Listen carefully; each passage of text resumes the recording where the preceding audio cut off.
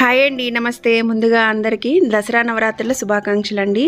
దసరా నవరాత్రుల్లో మొదటి రోజు కదా, సో మొదటి రోజు అమ్మవారికి కట్టు పొంగల్ని నైవేద్యంగా సమర్పిస్తూ ఉంటారు. సో ఈ వీడియోని పూర్తిగా చూసి ఈ రెసిపీని మీరు కూడా ఇంట్లో ట్రై చేసి అమ్మవారికి నైవేద్యంగా పెట్టి అమ్మవారి అనుగ్రహాన్ని ఆశీస్సులని పొందాలని మనస్ఫూర్తిగా కోరుకుంటున్నాను.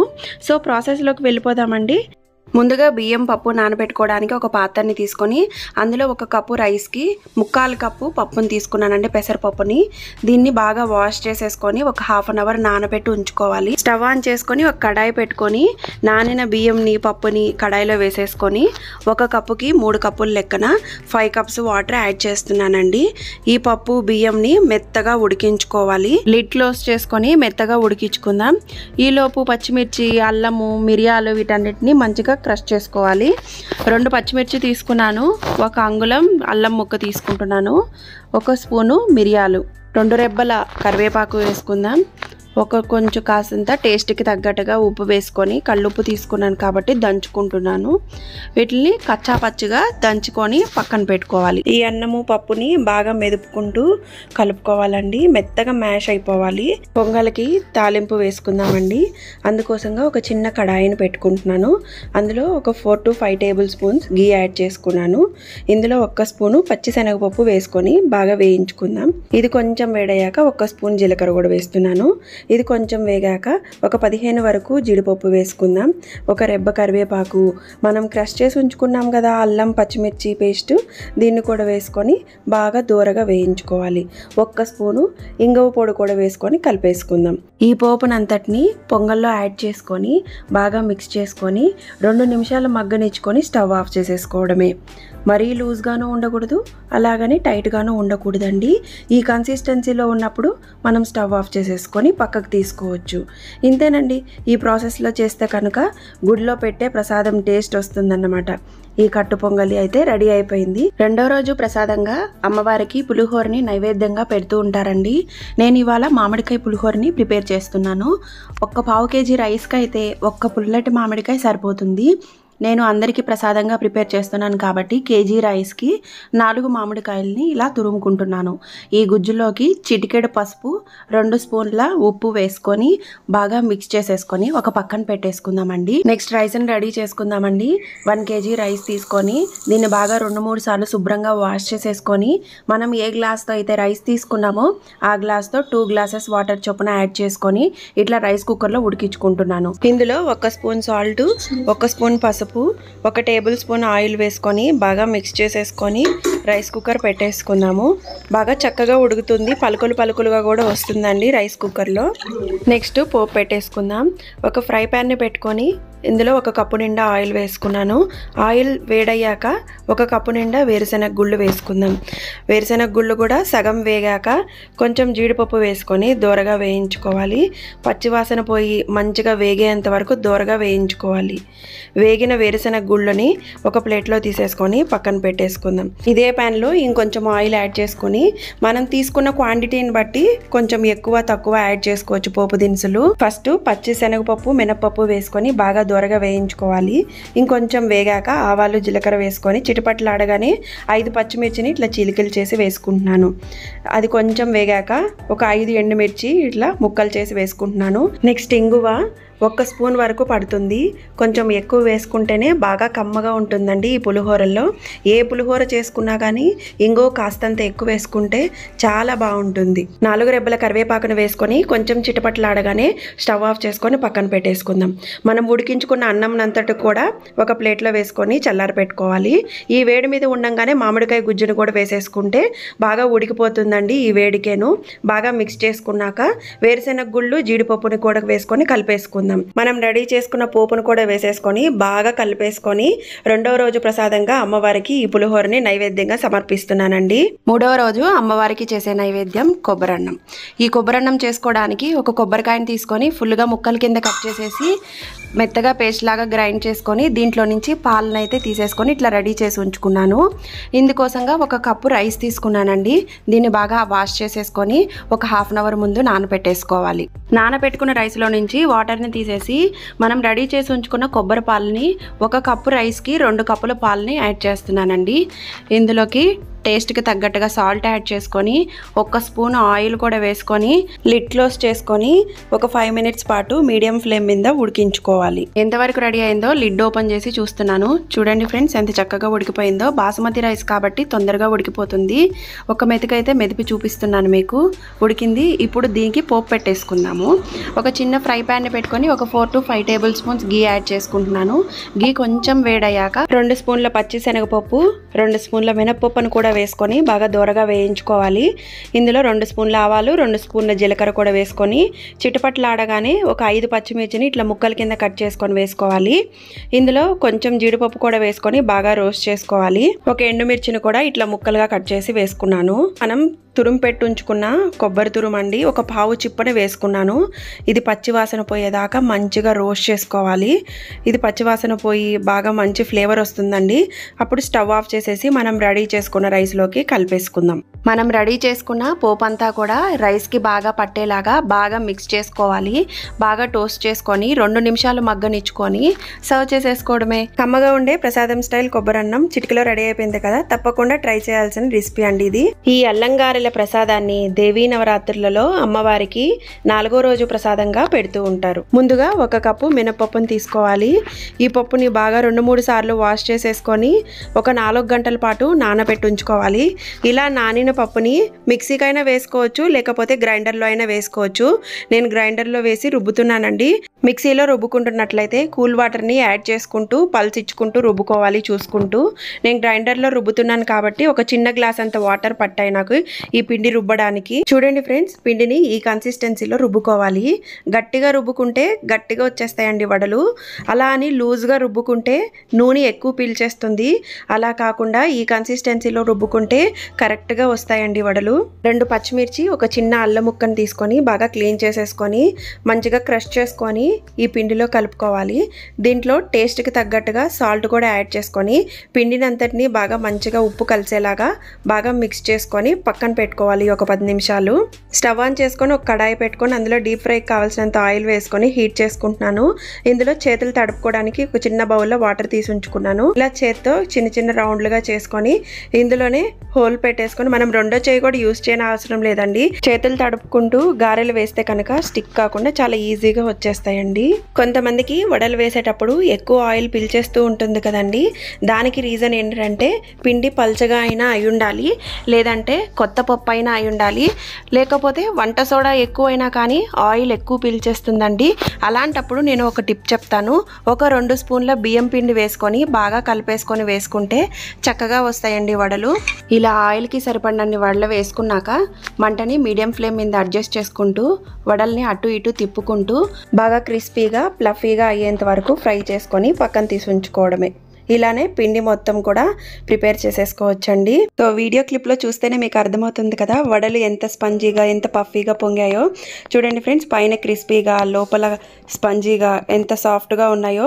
ఈ ప్రాసెస్లో చేస్తే కనుక వడలు మీకు పర్ఫెక్ట్గా వస్తాయండి. ఈ దద్దోజనం ప్రసాదాన్ని దేవీ నవరాత్రులలో అమ్మవారికి 5వ రోజు ప్రసాదంగా సమర్పిస్తూ ఉంటారు కదా. ఈ దద్దోజనం ప్రిపేర్ చేయడానికి ముందుగా 1 కప్పు రైస్కి 2 కప్పుల నీళ్లు చొప్పున యాడ్ చేసుకొని ఇట్లా అన్నం అయితే ఉడికించి పెట్టుకున్నాను. ఈ అన్నంలో నుంచి ప్రసాదానికి కావాల్సినంత వరకు అన్నంని తీసుకొని మెత్తగా మ్యాష్ చేసుకొని పక్కన పెట్టుకోవాలి. మ్యాష్ చేసుకున్న అన్నం వేడిగా ఉంది కాబట్టి కొంచెం గోరువెచ్చని పాలని యాడ్ చేస్తున్నానండి. మరీ వేడిగా లేకుండా ఇందులో టేస్ట్కి తగ్గట్టుగా సాల్ట్ యాడ్ చేసుకుందాం. దీన్ని అంతటిని ప్రాపర్గా కలిపేసుకోవాలి. ఉండలనేది లేకుండా మెదుపుకుంటూ కలుపుకోవాలి. ఇందులోకి 1 కప్పు ఫ్రెష్ పెరుగుని తీసుకుంటున్నానండి. కమ్మటి పెరుగు అయితే బాగా రుచిగా ఉంటుంది. పుల్లటిది అస్సలు తీసుకోవద్దు, ఎందుకంటే త్వరగా పులిసిపోతుంది. కాబట్టి కమ్మగా ఉండేదాన్ని మాత్రమే వాడుకోవాలి. దీన్ని బాగా ప్రాపర్గా మిక్స్ చేసేసుకొని ఒక పక్కన పెట్టేసుకుందాం. ఈ పెరుగన్నంకి తాలింపు పెట్టేసుకుందామండి. ఒక చిన్న కడాయిని పెట్టుకొని ఒక 2 స్పూన్ల ఆయిల్ వేసుకొని ఆయిల్ కొంచెం వేడయ్యాక 1 స్పూను పచ్చిశనగపప్పు, 1 స్పూను మినపప్పు వేసుకొని కొంచెం దూరగా వేయించుకోవాలి. ఇది కొంచెం వేగాక 1 స్పూన్ ఆవాలు కొంచెం చిటపట్లాడగానే 1 స్పూన్ జీలకర్ర కూడా వేసుకొని బాగా వేయించుకుందాం. 2 ఎండుమిర్చిని ఇట్లా చిన్న ముక్కలుగా కట్ చేసి వేసుకున్నాను.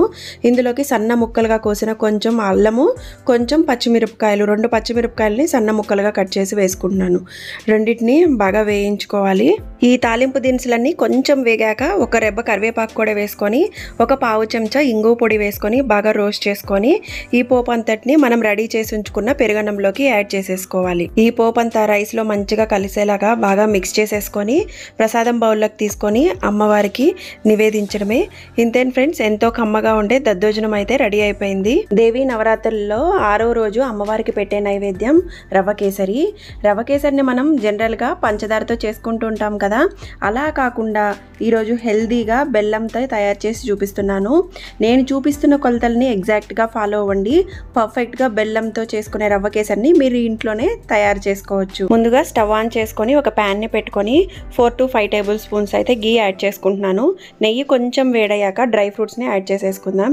డ్రై ఫ్రూట్స్ అన్ని బాగా దోరగా వేయించుకోవాలి. ఈ డ్రై ఫ్రూట్స్ అన్ని వేయించుకున్నాక ఒక బౌల్లోకి తీసుకొని పక్కన పెట్టేసుకుందాం. ఇప్పుడు ఇదే నేతిలో 1 గ్లాస్ లేదా 1 కప్పు మీరు చేసుకునే క్వాంటిటీని బట్టి ఏదైతే అది, నేను ఇక్కడ ఒక చిన్న టీ గ్లాస్ని తీసుకున్నానండి.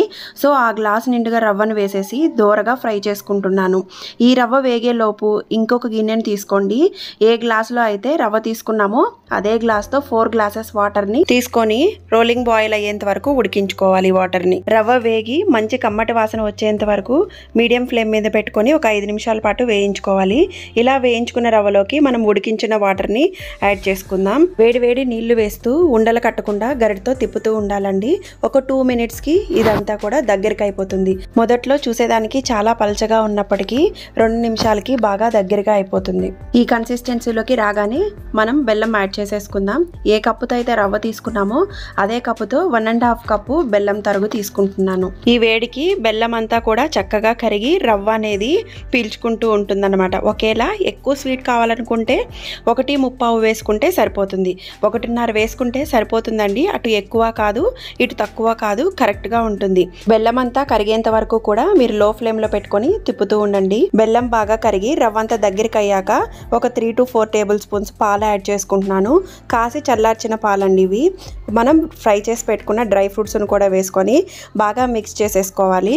ఇంతేనండి, సింపుల్గా క్విక్గా హెల్దీగా ఉండే రవ్వ కేసరి రెడీ అయిపోయింది. దేవి నవరాత్రులలో అమ్మవారికి 7వ రోజు నైవేద్యంగా పెట్టే కదంబం రెసిపీని ఎలా చేసుకోవాలో చూసేద్దాం. ఫస్ట్ ఒక కుక్కర్ గిన్నెని తీసుకొని వెజిటేబుల్స్ అన్నిటినీ వేసుకొని కుక్ చేసుకోవాలి. మీరు దీనిలో ఏ వెజిటేబుల్స్ అయినా యూస్ చేసుకోవచ్చు. ప్రసాదంగా పెడుతున్నాం కాబట్టి ఉల్లిపాయ వెల్లుల్లి లేకుండా ఏం వేసుకున్నా పర్వాలేదు. నేను ఇక్కడ 1 ములక్కాడ, 1 క్యారెట్, 2 బంగాళదుంపలు, 1/2 కప్పు బఠానీలు, 1 టమోటా, 2 బెండకాయలు వేసుకుంటున్నాను.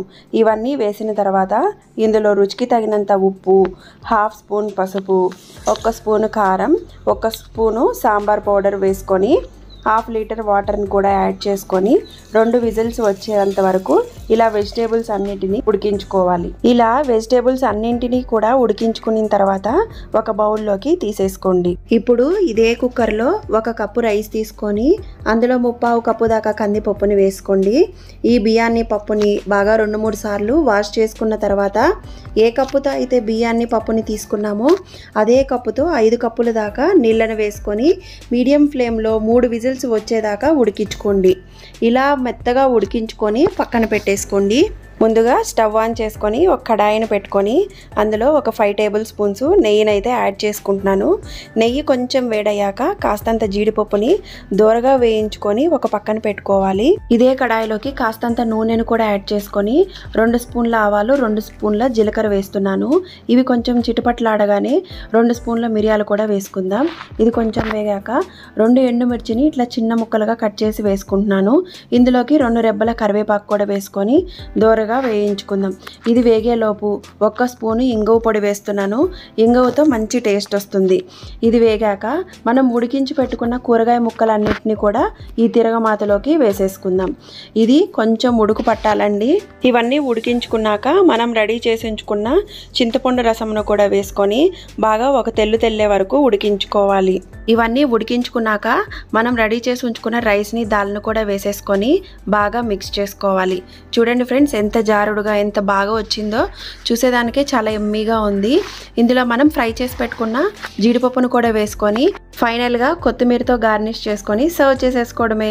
ఎంతో టేస్టీగా ఉండే కదమ్మం అయితే రెడీ అయిపోయిందండి. 8వ రోజు అమ్మవారికి ఎంతో ఇష్టమైన క్షీరాన్నాన్ని పాలు విరగకుండా కమ్మగా రుచిగా ఎలా చేసుకోవచ్చో చూపించబోతున్నాను.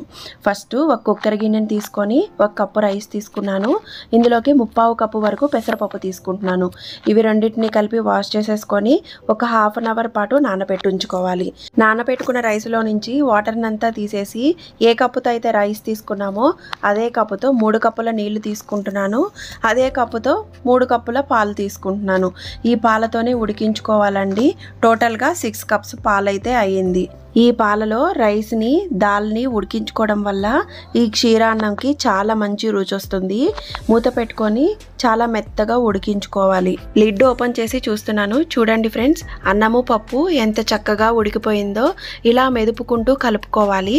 ఇందులోకి కాసి చల్లార్చిన పాలని 1 కప్పు పాలని యాడ్ చేస్తున్నాను. ఇందులోకి వేడివేడిగా ఉండే పాలైనా వేసుకోవచ్చు. అంతా మిక్స్ చేసేసుకొని ఒక పక్కన పెట్టేసుకుందాం. కొంచెం చల్లారనిచ్చుకోవాలండి. ఈ అన్నము పప్పు పాలు కొంచెం గోరువెచ్చగా అవ్వాలి. నెక్స్ట్ ఇందులోకి బెల్లం పాకంని రెడీ చేసేసుకుందాం. 1/3 కప్పు పప్పు రైసు తీసుకున్నాను కాబట్టి బెల్లం తరుగుని 3 కప్పులు తీసుకుంటున్నాను. ఈ 3 కప్పులకు గాను ఒక ½ కప్పు వాటర్ యాడ్ చేసుకొని బెల్లం బాగా కరిగించుకొని థిక్గా పాకం అయ్యేంత వరకు ఉడికించుకోవాలి. ఈ 3 కప్పుల బెల్లం తరుగు ఎక్కువ కాదు తక్కువ కాదండి. ఈ క్వాంటిటీకి ఈ బెల్లం తరుగు కరెక్ట్గా సరిపోతుంది. డ్రై ఫ్రూట్స్ వేయించుకోవడానికి ఒక చిన్న ఫ్రై ప్యాన్ని పెట్టుకొని అందులో ఒక 3 టేబుల్ స్పూన్స్ నెయ్యిని యాడ్ చేసుకొని నెయ్యి కొంచెం వేడయ్యాక కాస్తంత జీడిపప్పు కాస్తంత ఎండు ద్రాక్షను కూడా వేసుకొని బాగా దూరగా వేయించుకోవాలి. ఫైనల్గా ఈ డ్రై ఫ్రూట్స్లో ఒక 4 ఏలక్కాయలను కూడా దంచేసి వేసేసుకొని పక్కన పెట్టేసుకుందాం. నెక్స్ట్ ఇందులోకి మనం కరిగించుకున్న బెల్లాన్ని ఈ పరమాన్నంలోకి వడకట్టుకోవాలి. ఈ బెల్లం వాటర్ అనేది పూర్తిగా చల్లారిన తర్వాత మాత్రమే మనం రైస్లోకి కలుపుకోవాలండి. వేడివేడిగా కలిపేసినా కూడా పాలు అనేది విరిగిపోయే ఛాన్స్ ఉంటుందన్నమాట. బెల్లం నీళ్ళను వేసి బాగా అంతా మిక్స్ చేసుకున్నాక నేతిలో వేయించిన డ్రై ఫ్రూట్స్ కూడా వేసేసుకొని మిక్స్ చేసుకోవాలి. అంతే, ఎంతో కమ్మగా రుచిగా మంచి ఫ్లేవర్తో బెల్లం పరమాన్నం క్షీరాన్నం రెడీ అయిపోయిందండి. సో ఇంకా మనం ఈ ప్రసాదాన్ని దేవునికి నైవేద్యంగా పెట్టేసుకోవచ్చు. ఈ శరన్నవరాత్రుల్లో అమ్మవారికి 9వ రోజు ప్రసాదంగా ఈ సేమియా పాయసాన్ని కానీ లేదంటే బెల్లం పరమాన్నాన్ని కానీ నైవేద్యంగా పెడుతూ ఉంటారనమాట. సో నేను ఈరోజు సేమియా పాయసాన్ని పర్ఫెక్ట్ కొలతలతో చూపిస్తున్నాను. మీరు కూడా ఇంట్లో ట్రై చేయండి. నేను సేమియా పాయసం రుచిగా ఉండడం కోసం కొద్దిగా చిక్కదనాన్ని ఇవ్వడం కోసం సగ్గుబియ్యాన్ని యూస్ చేస్తున్నానండి. ఇక్కడ 1/2 కప్పు దాకా సన్నని సగ్గుబియ్యాన్ని తీసుకొని ఒక బౌల్లో వేసుకున్నాను. ఇందులో నీళ్లు పోసి ఒక అరగంట పాటు నానబెట్టుకోవాలి. స్టవ్ మీద కడాయిని పెట్టుకొని అందులోకి 2 స్పూన్ల నెయ్యిని వేసుకోండి. తర్వాత ఇందులోకి కొద్దిగా డ్రై ఫ్రూట్స్ని తీసుకొని ఫ్రై చేసుకోవాలి. డ్రై ఫ్రూట్స్ అన్నవి మీ ఇష్టం అండి, ఏవైనా యూస్ చేసుకోవచ్చు. వీటన్నింటినీ కూడా దూరగా గోల్డెన్ కలర్ వచ్చేంత వరకు ఫ్రై చేసుకొని ఒక బౌల్లోకి తీసుకొని పెట్టుకోండి. ఇప్పుడు అదే కడాయిలో మనం ఏ కప్పుతో అయితే సగ్గుబియ్యం తీసుకున్నామో అదే కప్పుతో 1/2 కప్పు దాకా సేమియాను వేసుకొని దూరగా కొద్దిగా గోల్డెన్ కలర్ వచ్చేంత వరకు ఫ్రై చేసుకోవాలండి. సేమియా వేగిన తర్వాత అదే కప్పుతో 2 కప్పుల దాకా నీళ్లు వేసేసుకోండి. మనం నానబెట్టుకున్న సగ్గుబియ్యంలో నుంచి నీళ్లు లేకుండా చేసుకొని అది కూడా వేసుకొని ఉడికించుకోవాలి. మంటని లో టు మీడియం ఫ్లేమ్లో పెట్టుకొని సేమియా అంతా కూడా సాఫ్ట్గా అయ్యేంత వరకు కుక్ చేసుకోవాలి. సో ఇలా ఉడికిపోయిన తర్వాత 1/2 కప్పు దాకా పంచదార వేసుకోవాలి. ఈ స్వీట్నెస్ అనేది ఎక్కువ తక్కువ చేసుకోవచ్చు. కొంచెం అటు ఇటుగా పంచదార వేసిన తర్వాత మీడియం ఫ్లేమ్లో పెట్టుకొని కరగపెట్టుకోండి. పంచదార పూర్తిగా కరిగిన తర్వాత ఇందులోకి పాలు వేసుకోవాలండి. ఈ సేమియా పాయసం చల్లారినా కూడా చిక్కబడకుండా ఉండడం కోసం ఇందులోకి నేను 3 కప్పుల దాకా పాలను వేసుకుంటున్నాను. టోటల్గా 5 కప్పులు పాలు పడుతున్నాయండి. 2 కప్పుల నీళ్లు 3 కప్పుల పాలు వరకు వేసుకుంటున్నాం ఇందులో. ఇలా బాగా మిక్స్ చేసుకున్నాక మనం దూరగా వేయించుకున్న డ్రై ఫ్రూట్స్ని కూడా యాడ్ చేసుకొని 2 నిమిషాల పాటు బాగా మరిగించుకొని పక్కకు దింపేసుకోవడమే. ఎంతో టేస్టీగా ఉండే సేమియా పాయసం అయితే రెడీ అయిపోయిందండి. 9వ రోజు ప్రసాదంగా ఈ సేమియా పాయసాన్ని అమ్మవారికి నివేదిస్తున్నాను. దేవీ నవరాత్రుల్లో 10వ రోజు నవరాత్రి పూజ పూర్తయిన సందర్భంగా అమ్మవారికి బూందీ లడ్డుని నైవేద్యంగా పెట్టి అందరితో షేర్ చేసుకోవడానికి ఎక్కువ క్వాంటిటీలో సులభంగా ఎలా చేయాలో చూపిస్తున్నాము. పర్ఫెక్ట్ టిప్స్తో జ్యూసీగా ఉండే బూందీ లడ్డుని మా మాస్టర్ చేత చేయిస్తున్నాము. ఎలా తయారు చేయాలో చూసేద్దాం రండి. మనం ఇక్కడ ఎక్కువ క్వాంటిటీలో చేస్తున్నాము. 1000 లడ్డూకి 23 కిలోల చక్కెర తీసుకున్నాను. ఇట్లా ఒక పాత్రలో వేసేసుకొని చక్కెర మునిగేంత వరకు వాటర్ని వేసుకొని మంచిగా స్టవ్ మీద పెట్టేసుకొని పాకం రెడీ చేసుకోవాలి. ప్రసాదం 1000 లడ్డూకి చక్కెర 23 కిలోలు పోసినాము. నెక్స్ట్ నూనె లడ్డు కలరు ఒక చిన్న ప్యాకెట్ని యూస్ చేస్తున్నాము మేము ఈ లడ్డులో. ఇది పూర్తిగా ఆప్షనల్ అండి. మీకు ఇష్టం ఉంటేనే యాడ్ చేసుకోవచ్చు, లేకపోతే లేదండి. చక్కెర పూర్తిగా కరిగి పాకం అయితే రెడీ అయిపోయిందండి.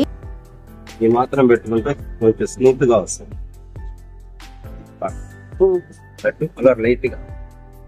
లడ్డూలు స్మూత్గా జ్యూసీగా రావాలంటే తీగ పాకం వస్తే సరిపోతుందండి. మరీ ముదిరిపోకుండా పాకం ఇట్లా ఆనంగానే ఒక తీగ అలాగా వస్తే పాకం రెడీ అయిపోయినట్టే. ఈ బూందీ లడ్డు గట్టిగా లేకుండా నోట్లో వేసుకుంటే కరిగిపోయేలా ఉండాలంటే మాత్రం చక్కెర పాకాన్ని మంచిగా తయారు చేసుకోవాలండి. ఈ చక్కెర పాకంతోనే లడ్డు అనేది పర్ఫెక్ట్గా వస్తుంది. పాకం అయితే రెడీ అయిపోయిందండి. దీన్ని పక్కన పెట్టేసుకొని మనం శనగపిండిని కలిపేసుకుందాం. లడ్డూకి శనగపిండి 17 కిలోలు. ఎన్ని లడ్డు? 1000 లడ్డూకి 1000 లడ్డు చేయడానికి 17 కిలోల శనగపిండి తీసుకున్నాము.